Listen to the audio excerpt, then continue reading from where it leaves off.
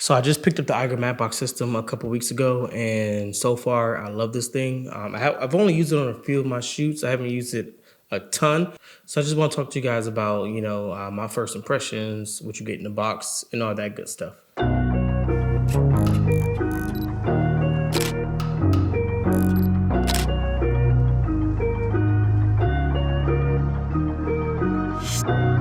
So let's talk about what you get in the box. You have to buy all the stuff separate, really. You get the matte box system, of course, and then you get the variable NDs, and then you can get whatever magnetic filter you want to add to it. So what I got the matte box, I got the 1:5 and the 6:9 stop variable ND, and I got a 1/8 glow mist filter. So when you open the box for the Eiger matte box, it's pretty straightforward. You open it and it's just the matte box system. The only thing I don't like about it is you don't get a case. It'll be really dope if you got a nice case, because Freewell gives you some really nice cases for your NDs and stuff. But when you open it, you have the step up rings in the case. I don't know which ones you get. I'll put them up on the screen, the sizes you get. Can't remember off the top of my head. You get this really cool lens cap. So what I do is I just leave the 82mm stepper ring on my 24-70, because that is my main lens for a lot of my corporate stuff. So I just leave this on, and it's just my lens cap now. But that's a cool thing. It's very sturdy. It's a really dope cap. Now we got that out the way. Now you have the variable ND filter set. Now I got the 1:5 and a 6:9 stop. You get this nice quality case for them, and it's just pretty dope. You can add other filters in there too if you want, but I just leave them in its own case because that's how they came. But you get these really nice quality cases, high quality. So there's some things that I forgot to mention when you're not using the ND filters in here. So basically you take your ND filters and you put them into this magnet holder here, so they will fit in here. And if you're not using any NDs, then this is just a circular polarizer filter. Just thought that I would mention that. Back to the video. And then the glow mist filters, this is a really nice pouch that it comes in, and you got this little lever that you pull and then you can take it out. But that's pretty much it for what you get in the box. It's pretty straightforward as far as the unboxing process go. And here are some tests for the glow mist filter.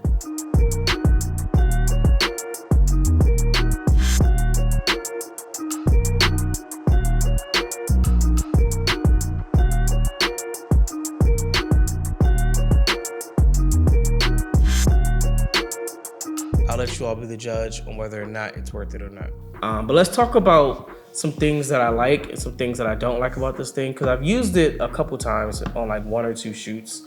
I haven't had a lot of experience with it. That's why it's first impressions video.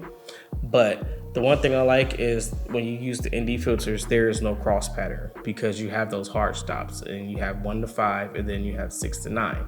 So there's no cross pattern with the NDs. And a lot of these variable NDs we haven't been vignetting and cross patterns and all that stuff. Just like the Tilted Mirage had a cross pattern on it, and that was a big turn off for me. And that's the reason why I didn't go with the Tilted Mirage, because I was looking at that first. And I was going to buy the Tilted Mirage, and then I saw Polar Pro Base Camp, and then Peter McKinnon's Recon system, whatever. But there was a lot of different matte boxes that I looked at. I love Freewell products. I prefer Freewell over other companies. I do have Peter McKinnon B&Ds and stuff, but I just prefer Freewell. And I have some Tiffany products too. They're all great companies. They all make great filters, but I just like Freewell. Now I'm just rambling. Let's talk about how versatile this thing is. So the glow mist filter, you get a blue streak filter, gold streak filter, a snow mist filter. So you can stack as many filters as you want. I didn't try because I didn't buy all the filters. I just got what I needed. But you can stack as many filters as you want, and then you take the V&Ds and slide them on or whatever. Then you have a gradient filter that you slide in on the top. Now that's dope. I didn't get the gradient filter because I will never use it. There's no reason for me to use the gradient filter. Who knows, maybe I did in the future. I like the versatility of it. I like how you can customize it, configure it how you want, and configure it the way you need it without the matte box getting too bulky. Because some matte boxes you gotta keep adding to the front, and now the more you add, the bigger it gets. But with this, it's very compact, and the more you add, it just stays the same size.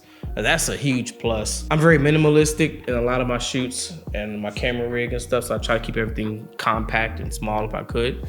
And the cool thing is the matte box actually comes off and you can run it with just the filter thing. Now, and they do have an adapter, so you can just run that without having this big square on the front of your lens. But I think it looks cool. I don't mind it. So a lot of times, honestly, I'll run it like this when I don't need a matte box system.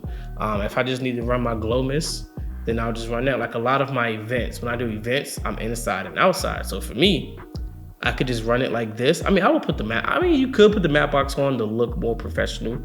And if you're going inside and outside, and a lot of these event spaces have lights everywhere, so it's good to have it. But yeah, so a plus for me is like I can just go outside, I just take the NDs out when I get inside, and I can put the ND back in when I'm outside. So it's a quick swap for me. You know, it's just pretty easy. And another pro is it just looks cool. Honestly, I love how it looks. The texture is dope.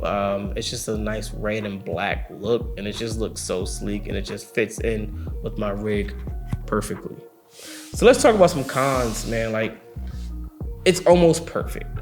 Now, I will say the flag is a little flimsy. If you're not careful, you could mess it up. Another thing that I don't like is the magnetic filters. They're hard to pull off because once it's in there, you can't really pull the filter off. I have to take the whole matte box off, poke it out with my finger.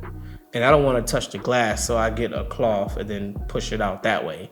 And 9 times out of 10, I do end up putting my fingerprints on the filter anyway. But it's just, I don't know. I feel like maybe there's another way to do it and I'm not doing it right. Maybe it's just user error, but that's just me. I can't pull it out. I don't know. Maybe if I had fingernails, I can dig my nails into it, but yeah, I don't know. And I guess this could be a con or a pro. It's the price. I paid about $530, $40, $550 for everything, for the filters, the matte box, and everything together. Honestly, there's no point in really getting the matte box without, you know, getting the whole system, honestly. That's just my opinion. Oh, and another thing I missed is you could also screw your existing filters onto the front of the matte box. So if you don't go with the filters that come with it, I could have used my Peter McKinnon filters and screwed them on the front. But again, I wanted to eliminate the whole reaching in front of the matte box to change my ND when I can just do it from the knob in the front. But yeah, thanks for sitting through my rant. That's all I have for you. This is a great matte box system. Check the link in the description if you're interested. Peace.